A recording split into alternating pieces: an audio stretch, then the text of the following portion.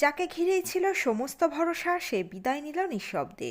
জীবনের সবচেয়ে কাছের মানুষকে হারানোর শূন্যতায় শোকে কাতর অভিনেত্রী কাঞ্চনা মৈত্র।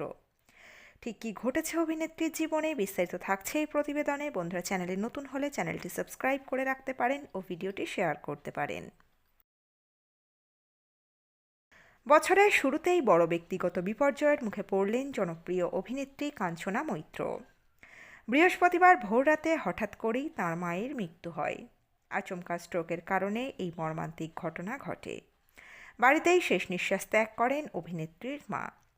পরিবারের তরফে দ্রুত চিকিৎসার ব্যবস্থা করা হলেও পরিস্থিতি সামাল দেওয়া যায়নি। এই আকস্মিক ঘটনায় গভীর শোকে আচ্ছন্ন অভিনেত্রী। কাছের মানুষকে এমনভাবে হারানো যে কতটা কষ্টের তা তার কথাতেই স্পষ্ট। নতুন বছরের শুরুতেই এমন দুঃসংবাদ কাঞ্চনার ব্যক্তিগত জীবনে বড় ধাক্কা দিয়েছে।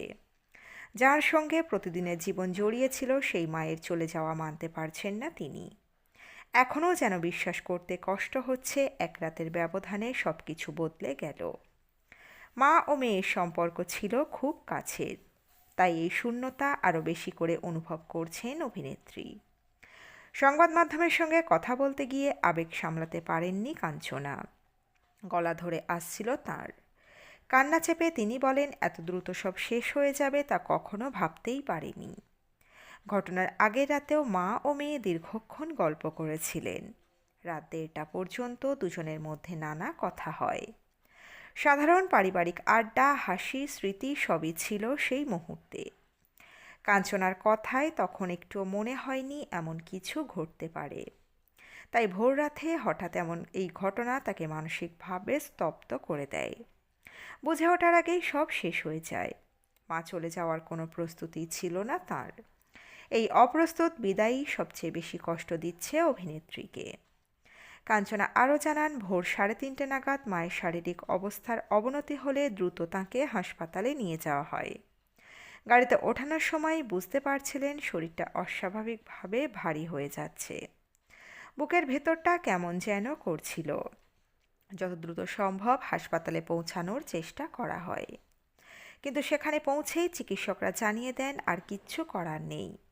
আসলে বাড়িতেই সব শেষ হয়ে গিয়েছিল। এই কথাটা এখনো মাথায় ঢুকছে না কাঞ্চনার।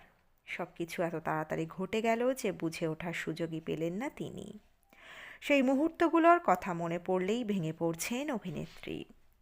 এই শোকের মধ্যেই আরেকটি বিষয় তাকে আরও আবেগপ্রবণ করে তুলেছে।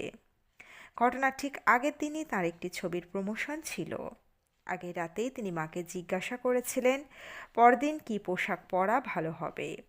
মা তখন স্বাভাবিকভাবেই একটু বকাবকি করেছিলেন। কেন সব কাজ আগের দিন তাড়াহুড়ো করে করেন সেটাও বলেছিলেন। সেই সাধারণ কথোপকথনটাই এখন কাঞ্চনার কাছে অমূল্য স্মৃতি। অভিনেত্রীর কথায় ভাবতেই পারছেন না এভাবেই সব শেষ হয়ে যাবে। কোনো বিদায়, কোনো শেষ কথা বলার সুযোগ দিলেন না তার মা। এই হঠাৎ চলে যাওয়াই তাঁকে সবচেয়ে বেশি ভেঙে দিয়েছে।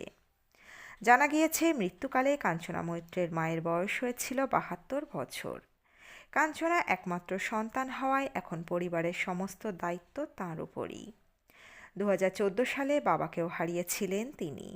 তাই মাকে হারিয়ে কার্যত একা হয়ে পড়েছেন অভিনেত্রী। তবুও তিনি জানিয়েছেন খুব শিগগিরই কাজে ফিরতে চান তিনি। এই সময় কাজই তার একমাত্র ভরসা, যা তাকে শোক সামলাতে সাহায্য করবে। বর্তমানে তাকে দেখা যাচ্ছে একটি জনপ্রিয় টেলিভিশন ধারাবাহিকে। এছাড়াও তার হাতে রয়েছে আরও কিছু কাজ। আগামী দিনে তাকে নতুন ছবির সিক্যুয়েলেও দেখা যেতে পারে। ব্যক্তিগত শোকের মধ্যেও কাজের মাধ্যমে নিজেকে সামলে নেওয়ার চেষ্টা করছেন কাঞ্চনা। তো বন্ধুরা, এই আপডেটে ছিল এতটুকুই। দ্রুত ফিরে আসছি এরকমই নতুন কোনো আপডেট নিয়ে।